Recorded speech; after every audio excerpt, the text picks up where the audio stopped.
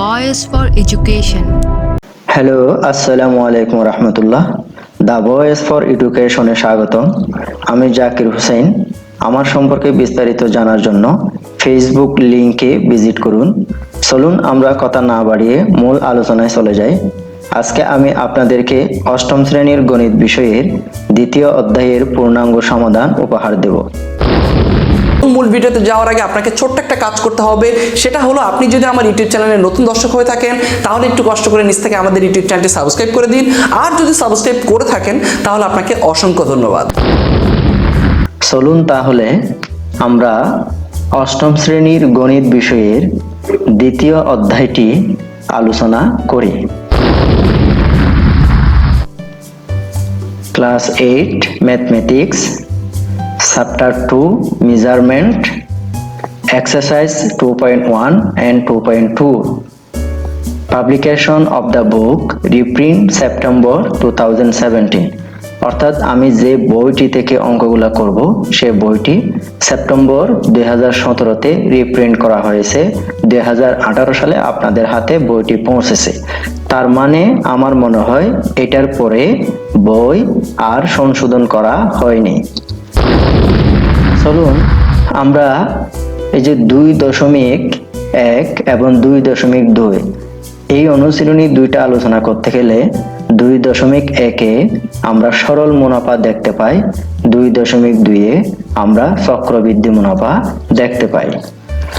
তাহলে চলুন আমরা সরল মুনাফা কি সেটা সম্পর্কে ধারণা নিই। আমরা প্রথমে একটা উদাহরণ দিয়ে সরল মুনাফাটা ব্যাখ্যা করি। উদাহরণটি দেখেন, তাসলিমা সোনালী ব্যাংকে 1000 টাকা জমা রাখেন। ব্যাংক কর্মকর্তা বলেছেন বার্ষিক শতকরা 10 টাকা মুনাফা দেওয়া হবে। ওকে, প্রথম বছর তাসলিমা ব্যাংকে গিয়ে দেখেন হিসাব অনুযায়ী তিনি 100 টাকা মুনাফা পেয়েছেন। তার মানে 100 টাকায় 10 টাকা করে লাভ দেওয়া হলে 1000 টাকায় 100 টাকা পাবে। সুতরাং ব্যাংকে এখন তার মোট টাকা জমা রইল 1100 টাকা। দ্বিতীয় বছর তাসলিমা ব্যাংকে গিয়ে দেখেন হিসাব অনুযায়ী তিনি আবারও 100 টাকা মুনাফা পেয়েছেন। এখন তার মোট টাকা 1200 টাকা। প্রিয় শিক্ষার্থী, একটা জিনিস খেয়াল করেন, প্রথম বছর 1000 টাকার উপরে সুদ হিসাব করে 100 টাকা পাওয়া গেছে। দ্বিতীয় বছরও 1000 টাকার উপরে সুদ হিসাব করে 100 টাকা পাওয়া গেছে। তৃতীয় বছর যদি যায় তখন 1000 টাকার উপরে সুদ হিসাব করে আবার 100 টাকা পাওয়া যাবে। চতুর্থ বছরও যদি যায় আবারও 1000 টাকার উপরে সুদ হিসাব করে আবার 100 টাকা পাওয়া যাবে। দেখেন সব সময় 100 টাকায় পাওয়া যাবে। তাহলে আমরা আবার চক্রবৃদ্ধি মুনাফার একটা উদাহরণ দিয়ে ব্যাখ্যা করি। উদাহরণটা হলো, সামিয়া রূপালী ব্যাংকে 1000 টাকা জমা রাখেন। ব্যাংক কর্মকর্তা বলেছেন বার্ষিক শতকরা 10 টাকা মুনাফা দেওয়া হবে। দেখেন প্রথম বছর কি হলো। প্রথম বছর সামিয়া ব্যাংকে গিয়ে দেখেন হিসাব অনুযায়ী তিনি 100 টাকা মুনাফা পেয়েছেন। সুতরাং ব্যাংকে এখন তার মোট টাকা জমা রইল 1100 টাকা। দ্বিতীয় বছর সামিয়া ব্যাংকে গিয়ে দেখেন হিসাব অনুযায়ী তিনি আবারও 110 টাকা মুনাফা পেয়েছেন। এখন তার মোট টাকা 1210 টাকা। বন্ধুরা একটা খেয়াল করুন, প্রথম বছর তিনি 100 টাকা মুনাফা পেয়েছিলেন, টোটাল টাকা প্রথম বছরের শেষে 1100 টাকা হয়েছিল। দ্বিতীয় বছর কিন্তু তিনি 100 টাকা মুনাফা পাননি। সরল মুনাফার ক্ষেত্রে কিন্তু প্রত্যেকটা বছর 100 টাকা করে পেয়ে গেছে। চক্রবৃদ্ধি মুনাফার ক্ষেত্রে দ্বিতীয় বছর তিনি 100 টাকার পরিবর্তে 110 টাকা পেয়েছেন। কারণটা কি? প্রথম বছর সুদ হিসাব করা হয়েছে 1000 টাকার উপরে, কিন্তু দ্বিতীয় বছর সুদ হিসাব করা হয়েছে, যখন সুদ হিসাব করতেছে তখন ব্যাংকে কিন্তু 1100 টাকা জমা ছিল। তাহলে 1100 টাকার উপরেই সুদ হিসাব করছে, তখন দ্বিতীয় বছর মোট 1210 টাকা জমা হয়ে গেল। এখন তৃতীয় বছর যদি সুদ হিসাব করতে যায় তাহলে তৃতীয় বছর সুদ হিসাব করবে আপনার 1210 টাকার উপরে। অর্থাৎ চক্রবৃদ্ধি মুনাফার ক্ষেত্রে আপনার যখনই সুদটা হিসাব করবে ঠিক তখনই ব্যাংকের মধ্যে মূলধন কত জমা আছে সেটা দেখে তার উপর হিসাব করবে। কিন্তু সরল মুনাফার ক্ষেত্রে সুদটা হিসাব করবে সব সময় প্রথম যে মূলধনটা জমা দিয়েছিলেন সেটার উপর। তার মানে প্রথম 1000 টাকা জমা দিয়েছিলেন, প্রত্যেকটা বছর 1000 টাকার উপরেই সুদ হিসাব করবে। কিন্তু চক্রবৃদ্ধি মুনাফার ক্ষেত্রে মুনাফা পাওয়ার পরে এবং এর পূর্ববর্তী মূলধন যা আছে তার সাথে প্রাপ্ত মুনাফা যোগ করে যে টাকাটা জমা থাকবে তার উপরেই সুদটা হিসাব করা হবে। যেমন প্রথম বছর 1000 টাকার উপরে হিসাব করে 100 টাকা পাইছে, দ্বিতীয় বছর 1100 টাকার উপরে সুদ হিসাব করে 110 টাকা পাইছে, তাহলে দ্বিতীয় বছর গিয়ে 1210 টাকা জমা হয়ে গেল। তৃতীয় বছর যদি যায় তখন কিন্তু 1210 টাকার উপরেই সুদ হিসাব করা হবে। আশা করি আপনারা বিষয়টি পরিষ্কারভাবে বুঝতে পেরেছেন। প্রিয় শিক্ষার্থী, আমি কিন্তু এই দ্বিতীয় অধ্যায়ের সকল অঙ্ককে 2.1 এবং 2.2 এর সকল অঙ্ককে মাত্র 2টি সূত্র দিয়ে সমাধান করব। এই জন্য আগে আমাদেরকে তাহলে খুব ভালো করে ওই সূত্র দুটি শিখে নিতে হবে। যেমন অনেক স্যারেরা অঙ্ক করায় তোমাদের একটা অঙ্ককে এক নিয়মে করালো, আরেকটা অঙ্ককে আরেক নিয়মে করালো, একটা অঙ্ককে সূত্র দিয়ে করলো, আরেকটা অঙ্ককে অহিক নিয়মে করলো। তখন তোমাদের মনের মধ্যে একটা দ্বিধাদ্বন্দ্ব তৈরি হয়ে যায়, অঙ্কগুলো মনে রাখতে কঠিন হয়ে যায়। তাই আমি খুব সহজভাবে সকল অঙ্ককে 2টা সূত্র দিয়ে সমাধান করে দেব। 2.1 এর সকল অঙ্ককে একটা সূত্র দিয়ে সমাধান করব, 2.2 এর সকল অঙ্ককে আরেকটা সূত্র দিয়ে সমাধান করব। তার মানে তা হচ্ছে যে কি আমাদের এই সূত্র দুটো খুব ভালোভাবে আমাদেরকে শিখে নিতে হবে, খুব ভালোভাবে বুঝে নিতে হবে।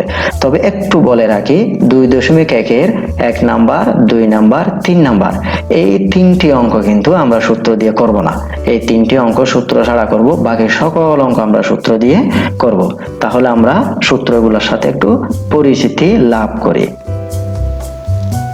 দেখি সরল মুনাফার ক্ষেত্রে সূত্র, তার মানে 2.1 এর ক্ষেত্রে এখানে বলা হয়েছে সরল মুনাফার ক্ষেত্রে I সমান PNR। এই সূত্র দিয়ে আমরা 2.1 এর সরল মুনাফার সকল অঙ্ক সমাধান করব। এখন তাহলে প্রিয় শিক্ষার্থীরা, এই যে সূত্রের মধ্যে আমরা 4টি চলক দেখতে পাচ্ছি, একটা হচ্ছে I, আরেকটা হচ্ছে P, আরেকটা হচ্ছে N, আরেকটা হচ্ছে R। তাহলে এরা কারা, এদেরকে একটু পরিচয় করিয়ে দিই আমরা। এদের সম্পর্কে যদি আমরা না জানি তাহলে অঙ্ক করতে পারবো না। যেমন দেখো I হলো মুনাফা। I হলো মুনাফা। মুনাফা মানে কি, ওই যে আমরা সামিয়া এবং তাসলিমার ক্ষেত্রে 1000 টাকা জমা রাখছিলাম, 1000 টাকা জমা রাখার পরে 1 বছর পরে 100 টাকা লাভ দিয়েছিল না, সেই লাভ 100 টাকায় হলো মুনাফা। এটাকে আমরা আয় দিয়ে প্রকাশ করব, যেটাকে ইংলিশে ইন্টারেস্ট বলা হয়। এরপরে আমরা পি হলো আসল বা মূলধন। তার মানে এই যে পি হলো আসল বা মূলধন, এটা পিটা হচ্ছে সামিয়া অথবা তাসলিমার ক্ষেত্রে আমরা যে 1000 টাকা ব্যাংকে জমা রাখছিলাম, সেই 1000 টাকায় হচ্ছে পি এর মান, যেটা আসল অথবা মূলধন, একদম মূল যে টাকাটা, সেটাই হচ্ছে পি এর মান। এটাকে ইংলিশে প্রিন্সিপাল বলা হয়। এরপরে আমরা এন হলো সময়, যেটাকে ইংলিশে টাইম বলা হয়। বছরটাই হচ্ছে যে কি এন এর মান। অনেক অঙ্কে দেখা যাবে 4 বছর বলছে, 5 বছর বলছে, 3 বছর বলছে, তখন ওই 3 বছর, 4 বছর, 5 বছর হয়ে যাবে এন এর মান। এরপরে আর হচ্ছে মুনাফার হার। আমরা সামিয়া এবং তাসলিমার অঙ্কর ক্ষেত্রে বলছিলাম কি বার্ষিক শতকরা 10 টাকা মুনাফা দেবে, অর্থাৎ 100 টাকায় 10 টাকা করে যে মুনাফা দেবে বলছিল, সেই 10 টাকাটাই হচ্ছে আর এর মান, যেটাকে ইংলিশে রেট অফ ইন্টারেস্ট বলা হয়। এবার একটা দেখো, এ হলো মুনাফা আসল অর্থাৎ বড় হাতের এ, যেটা এখানে সূত্রের মধ্যে নাই, এটা কিন্তু তোমাদের বইয়ের মধ্যে আলোচনা করছে, এই জন্য একটু পরিচয় করিয়ে দিচ্ছি। এ হলো মুনাফা আসল, এখানে একটা মাইনাস চিহ্নের মতো দেওয়া আছে, এটা কিন্তু মাইনাস চিহ্ন না, এটা হচ্ছে মুনাফা আসলকে একসঙ্গে লেখার সময় এই চিহ্নটা দিতে হয়। তাহলে আমরা সামিয়া এবং তাসলিমার অঙ্কের ক্ষেত্রে 1 বছর পরে সে আসল 1000 টাকার উপর শতকরা 10 টাকা করে সুদ হিসাব করে বছরের শেষে 100 টাকা লাভ পেয়েছিল। তাহলে ওই যে ব্যাংকের মধ্যে প্রথম বছর 1100 টাকা জমা হয়ে গেছিল, আসল 1000 টাকা, মুনাফা 100 টাকা, সর্বমোট 1100 টাকা। সেই 1100 টাকাটাই হচ্ছে এর মান, বড় হাতের এর মান। তাহলে আমরা চক্রবৃদ্ধি মূলধন সম্পর্কে একটু দেখি। চক্রবৃদ্ধি মূলধনের সূত্রটা আমরা দেখতে পাচ্ছি সি সমান P into 1 plus R whole to the power N. দেখি এখানে আমরা নতুন একজনকে দেখতে পাচ্ছি যেটা হচ্ছে সি। তাহলে সেই সিটা হলো চক্রবৃদ্ধি মূলধন। চক্রবৃদ্ধি মূলধন ওই যেটা আমরা উদাহরণগুলো দিয়েছিলাম, সেখানে দ্বিতীয় বছর 1100 টাকার উপর সুদ হিসাব করা হয়েছিল, তখন ওই 1100 টাকাই ছিল সি এর মান, যেটাকে ইংলিশে কম্পাউন্ড প্রিন্সিপাল বলা হয়।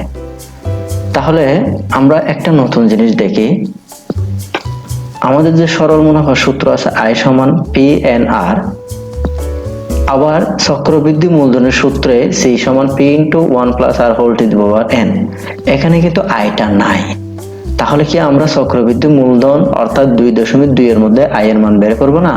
অনেক সময় আমাদেরকে আই এর মান বের করে নিতে হতে পারে, তখন কিন্তু আমরা চক্রবৃদ্ধি মুনাফাটা কেমনে বের করি দেখেন।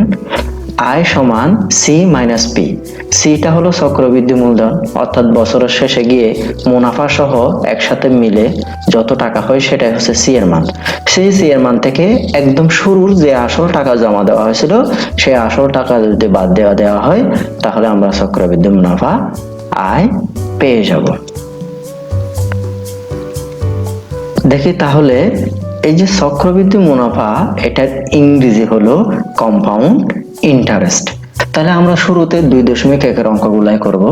2.1 অঙ্ক মানে হচ্ছে সরল মুনাফা, অর্থাৎ আই সমান পি এন আর, এই সূত্র দিয়ে আমরা ওই অঙ্কগুলো করব। একটা জিনিস খেয়াল করুন, আমরা যখন আই সমান পি এন আর এই সূত্র দিয়ে করব, তাহলে একটা অঙ্ক যখন আমাদেরকে দেওয়া হবে সেই অঙ্কটা খুব মনোযোগ সহকারে পড়ব। পড়ার পরে পুরো অঙ্কের ভিতরে এই যে আই সমান পি এন আর, এখানে 4 জন চলক দেখতে পাচ্ছি। এই 4টা চলক থেকে আমরা খুঁজে খুঁজে যে কোনো 3টা চলকের মান বের করব। আর একটা চলকের মান কিন্তু দেয়া থাকবে না, সেই যার মান দেয়া থাকবে না তার মানে কিন্তু আমরা বের করে নিব। তাহলে প্রিয় শিক্ষার্থীরা, আমরা সৃষ্টিকর্তার নামে আমরা মূল বইয়ের অঙ্ক করার জন্য চলে যাই। আমি শিক্ষার্থীদের উদ্দেশ্যে অনুরোধ করব, যখনই আমরা মূল বইয়ের অঙ্ক করতে যাচ্ছি তাহলে সাথে সাথে আপনাদের পাশে যদি গণিত বইটা থাকে সে গণিত বইটা একটু বের করুন এবং 2.1টা খুলুন, খুলে আমাদের সাথে মিলিয়ে নিন, তাহলে বুঝতে সহজ হবে। যাই তাহলে দেখি আমরা কি বলছিলাম। আমরা বলছিলাম যে কি 1 নাম্বার 2 নাম্বার 3 নাম্বার এই 3টে অঙ্ক কিন্তু আমরা সূত্র দিয়ে করব না, বাকি সকল অঙ্ক আই সমান পি এন আর এই সূত্র দিয়ে করব। তাহলে দেখি আমরা 1 2 3 এই 3টা প্রশ্ন বাদ দিলে আমাদের থাকে 4 নাম্বার প্রশ্ন। 4 নাম্বার প্রশ্নটা আমি এখানে লিখছি, দেখো। বলছে বার্ষিক শতকরা মুনাফার হার 10.50 টাকা হলে 2000 টাকার 5 বছরের মুনাফা কত হবে? এই প্রশ্নটি থেকে আমরা তাহলে মুনাফাটা বের করব। তো এখানে আমাদের অনেকেই টিউশনি করান, তারপরে অনেকেই চাকরি পরীক্ষা দেওয়ার জন্য প্রস্তুতি নিচ্ছেন।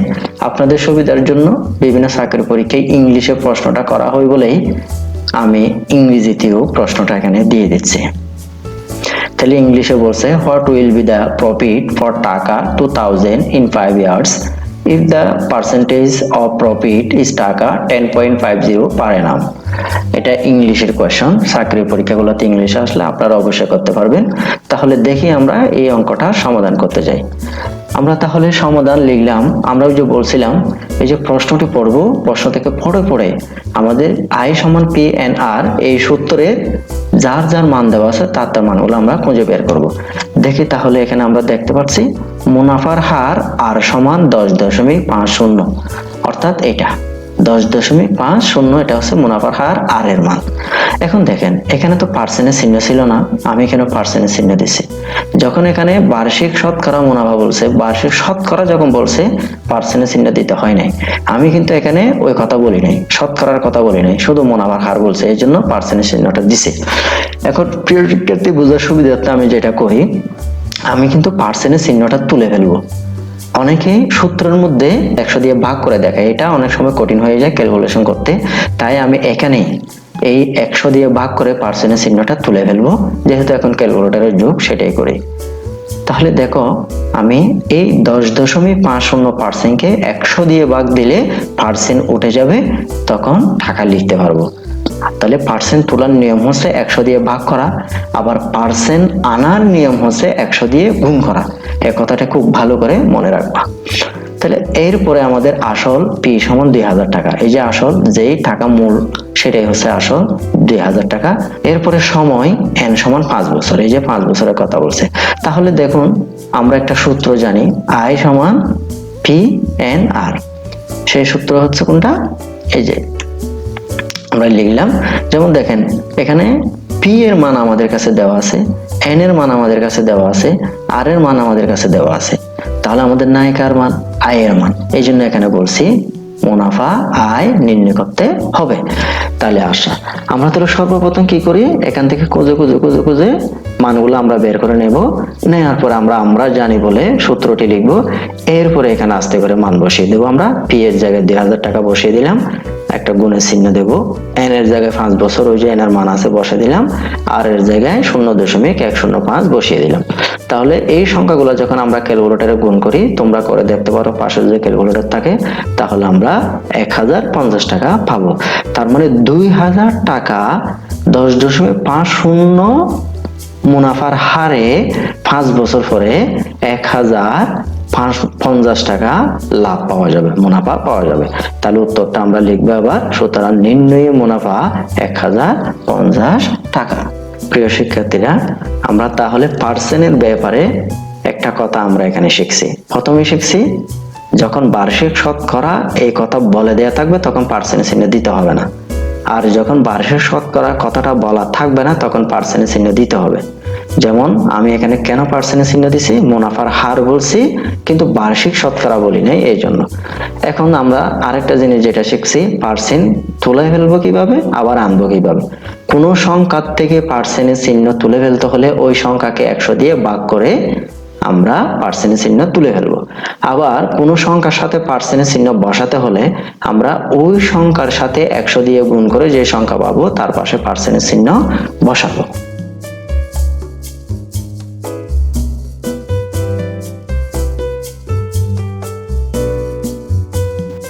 আশা করি আপনারা 4 নাম্বার অঙ্কটি ভালোভাবে বুঝতে পেরেছেন। এবার আমরা 5 নাম্বার করব।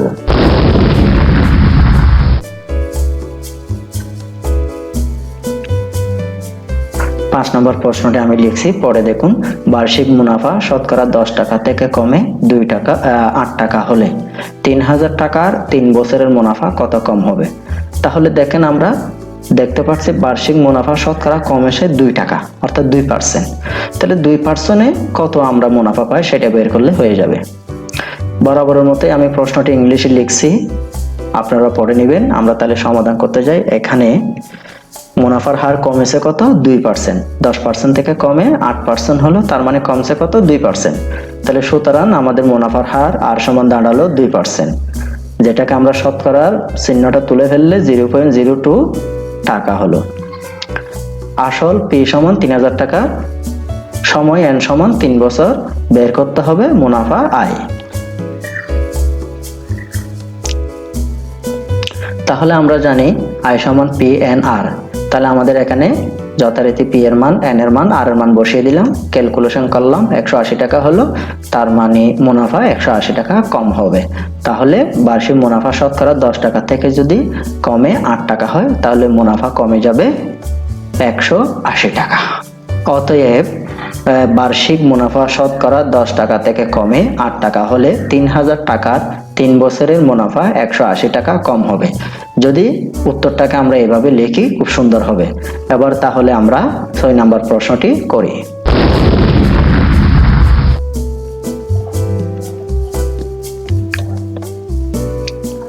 আমরা 6 নম্বর প্রশ্নটি পড়ে দেখি, বার্ষিক শতকরা মুনাফা কত হলে, এখানে কিন্তু মুনাফা জিজ্ঞেস করছে, তবে এটা হচ্ছে বার্ষিক শতকরা মুনাফা, তার মানে এটা আর এর মান জিজ্ঞেস করছে।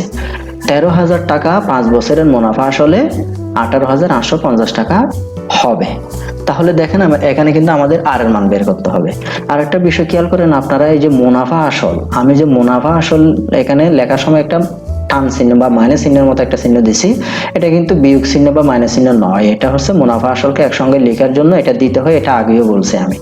তাহলে আমি বরাবর মতো ইংলিশে লিখলাম। এবার আমরা সমাধান করতে যাই। এখানে কার কার মান দেওয়া আছে দেখি। মুনাফা আসল এ সমান 18,850 টাকা দেওয়া আছে, মুনাফা আসল এ। তাহলে আমরা এখান থেকে আসল 13,000 টাকা যে দেওয়া আছে সেটা যদি বিয়োগ করি আমরা কিন্তু মুনাফা পাবো। যেমন দেখেন, মুনাফা আসল এ সমান 18,850 টাকা, আসল পি সমান 13,000 টাকা। তাহলে আমরা যদি মুনাফা আসল থেকে আসল বিয়োগ করি, অর্থাৎ এ থেকে পি বিয়োগ করি, তাহলে আয় পাবো, অর্থাৎ মুনাফা পাবো। তাহলে যথারীতি আমরা লিখলাম, লিখে আমরা আয়ের মান পেলাম 5,850 টাকা। এরপর আমাদের সময় এন দেওয়া আছে 5 বছর, আমাদের মুনাফার হার আর নির্ণয় করতে হবে। তাহলে আমরা জানি আই সমান পি আর এন। তাহলে এখানে আমরা এখান থেকে একটা বা দিয়ে আমরা আর সমান বের করে নিলাম। আপনারা একটা জিনিস খেয়াল করুন, এই যে পি আর এন, এটাকে বাম পাশে আনুন, আইটাকে ডান পাশে নিয়ে যান মনে মনে, তখন আর সমান ওই যে পি এনটা নিচে চলে যাবে, আইটা উপরে থাকবে। আমি একটু সংক্ষেপে করছি। তাহলে এখানে যথারীতি আমরা মান বসাই, আয়ের মান 5,850 টাকা, পি এর মান 13,000 টাকা, এন এর মান 5 বছর। তাহলে আমরা নিচে 13,000-এর সাথে 5 গুণ করলাম, 65,000 পাইলাম, উপরে 5,850 টাকা আছে। তাহলে আমরা 5,850-কে 65,000 দিয়ে ভাগ করলে আমরা 0.09 পাইলাম। 0.09 যখন পাইলাম, এটাকে আমরা শতকরার চিহ্ন যখন বসাতে যাব, পার্সেন্টের চিহ্ন, তখন আমরা 100 দিয়ে গুণ করব। সুতরাং বার্ষিক শতকরা মুনাফা 9 টাকা। আপনারা উত্তরটাকে এভাবেও লিখতে পারেন, আবার অন্যভাবেও লিখতে পারেন, যেমন অথবা সুতরাং মুনাফার হার 9%। যখন এখানে বার্ষিক শতকরা মুনাফা বলছেন তখন 9 এর পাশে কোনো চিহ্ন দেন নাই, আর মুনাফার হার যখন বলছেন বার্ষিক শতকরা না বলে তখন কিন্তু পার্সেন্টের চিহ্ন দিতে হয়। আশা করি 6 নম্বর অঙ্কটিও ভালোভাবে বুঝতে পেরেছেন। কিছু যদি না বুঝেন তাহলে কমেন্টস বক্স তো আছেই, কমেন্টস বক্সে কমেন্টস করবেন। আর কোনো প্রশ্ন বা মতামত থাকলে যথারীতি আমি আগেই ইমেল নাম্বার দিয়ে দিছি স্ক্রিনে, আপনারা আমাকে ইমেল করতে পারেন।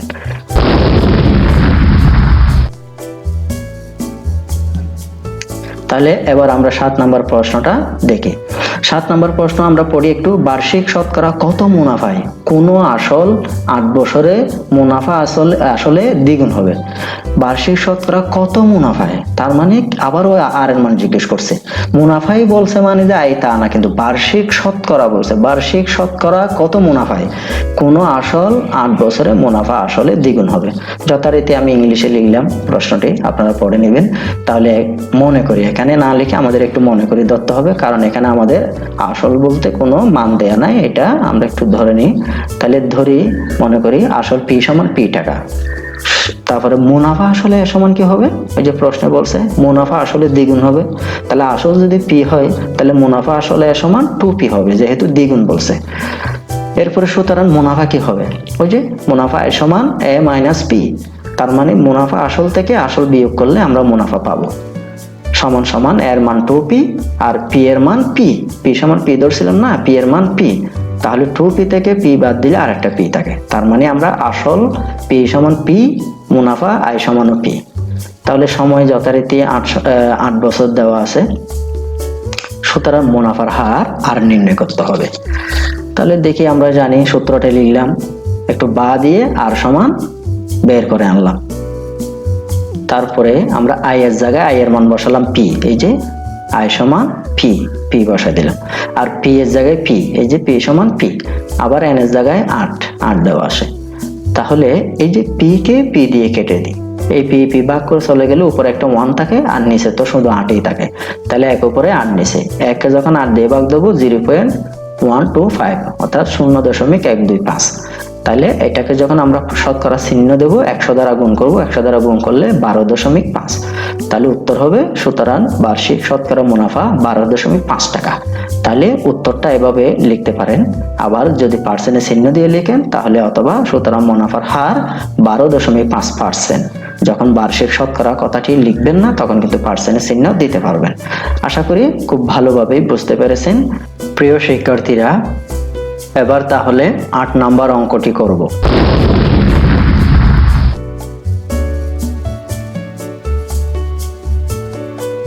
দেখেন 8 নাম্বার প্রশ্নটি একটু ভালো করে পড়েন। এখানে কিন্তু অঙ্কের পার্ট কিন্তু দুইটা, এটার উপর সৃজনশীল হয় 6,500 টাকা যে হার মুনাফায় 4 বছরের মুনাফা আসলে 8,840 টাকা হয়, এতটুকু পর্যন্ত একটা অংশ। আবার বলছে ওই একই হার মুনাফায় কত টাকা 4 বছরে মুনাফা আসলে 10,200 টাকা হবে। তাহলে এখানে দুইটি অংশ, আমরা প্রথম অংশটি আগে সমাধান করব। দেখেন প্রথম অংশে কি কি আছে, 6,500 টাকা তার মানে আসল দেওয়া আছে, যে হার মুনাফায় তার মানে আর এর মান দেয়া নাই, যে হার বলছে তাহলে আর এর মানটা এখানে দেয়া নাই, এটা বের করতে হবে। 4 বছরে এন এর মান দেওয়া আছে, মুনাফা আসলে 8,840 টাকা, মুনাফা আসল দেয়া আছে মানে এখান থেকে আমরা মুনাফা আয় বের করতে পারবো, কারণ ওই যে আসল 6,500 টাকা দেওয়া আছে, আসল যদি 8,840 টাকা থেকে বিয়োগ করি তাহলে মুনাফা আয় পাবো। তাহলে আমরা প্রথম অংশটা আগে সমাধান করি, বরাবরের মতো ইংলিশে লিখছি। এরপরে আমরা সমাধান দেখেন প্রথম ক্ষেত্রে মানে ওই প্রথম অঙ্কটিতে আপনার অঙ্কের প্রথম অংশটি আগে করতেছি। দেখেন আসল পি সমান 6,500 টাকা দেওয়া আছে, তারপর আপনার মুনাফা আসলে সমান 8,840 টাকা দেওয়া আছে, সুতরাং মুনাফা কি হবে, মুনাফা আয় সমান এ মাইনাস পি, তার মানে 8,840 বিয়োগ 6,500 টাকা সমান সমান 2,340 টাকা। তাহলে সময় এন সমান 4 বছর দেওয়া আছে, সুতরাং মুনাফার হার আর নির্ণয় করতে হবে। আমরা কিন্তু প্রথম ক্ষেত্রে অর্থাৎ অঙ্কের প্রথম অংশটি করতেছি। তাহলে আমরা দেখি, আমরা জানি আই সমান পি আর এন, আর সমান আই বাই পি এন, তাহলে মান বসিয়ে দিলাম। আমরা নিচে গুণ করলে 26,000 পাইছি, 6,500 আর 4 গুণ করলে 26,000, উপরে 2340, তাহলে আমরা ভাগ করলে পাই 0.09। পার্সেন্টের চিহ্ন বসিয়ে রাখছি।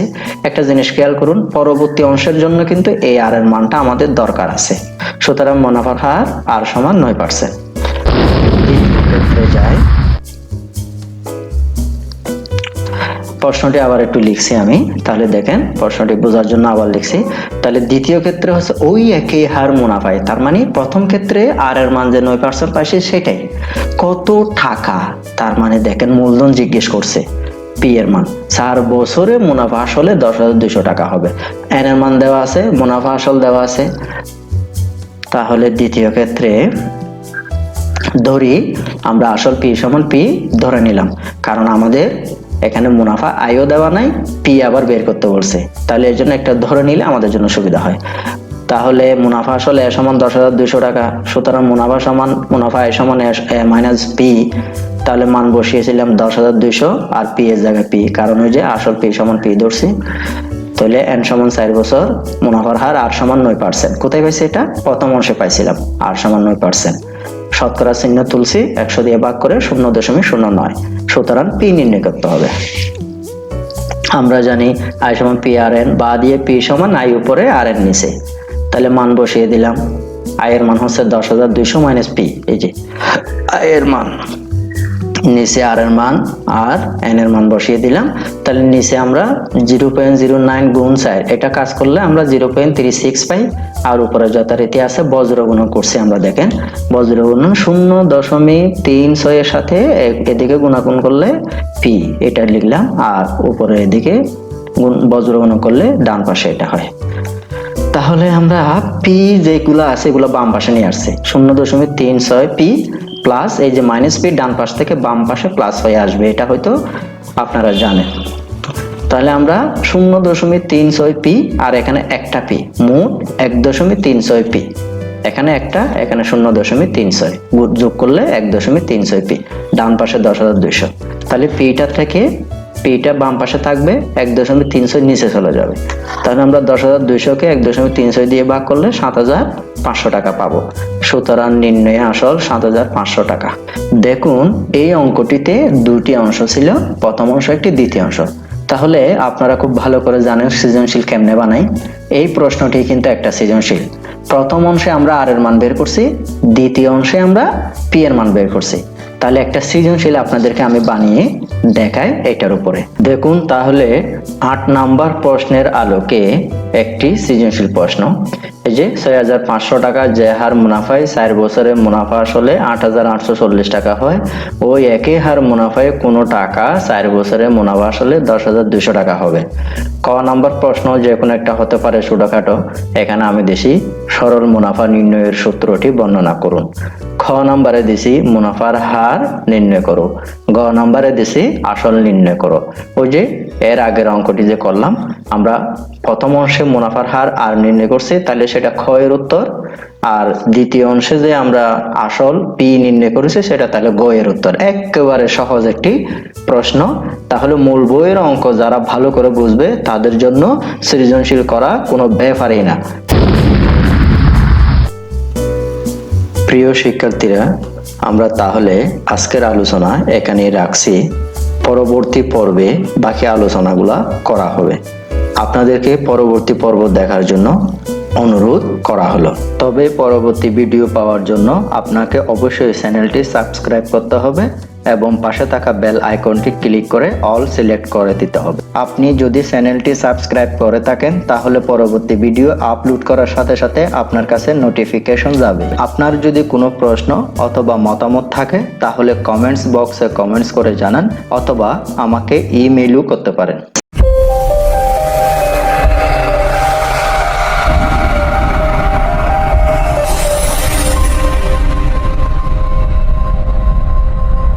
The Voice for Education.